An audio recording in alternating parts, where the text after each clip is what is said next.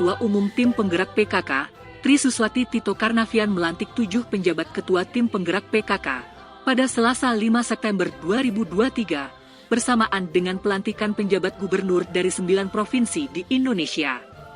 Tri Suswati juga menyerahkan piagam penghargaan kepada Ketua TPPKK Provinsi, masa bakti 2018 hingga 2023, salah satunya Ketua Tim Penggerak PKK Bali, Putri Swastini Koster.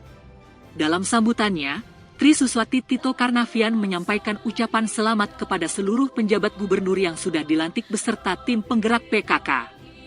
Dirinya mengaku berat untuk berpisah dengan Ketua Tim Penggerak PKK masa bakti 2018 hingga 2023. Pejabat sebelumnya, semoga kegiatan-kegiatan nanti akan berjalan lancar dan kami pun akan terus terbuka untuk bisa berkonsultasi dengan ibu-ibu, apalagi kalau ibu-ibu merasa masih belum memahami apa saja program-program ataupun kegiatan-kegiatan PKK lainnya.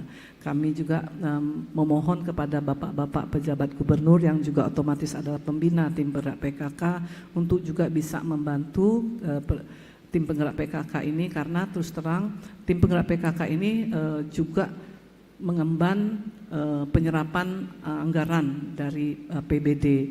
Nah, ini yang mungkin pengalaman kami agak kurang bisa sejalan karena ibu-ibu PKK ini mungkin agak belum mengerti bagaimana penggunaan anggaran dari APBD, sehingga harus juga dikawal oleh para pejabat-pejabat di lingkungan provinsi. Apsari Bali Pos melaporkan.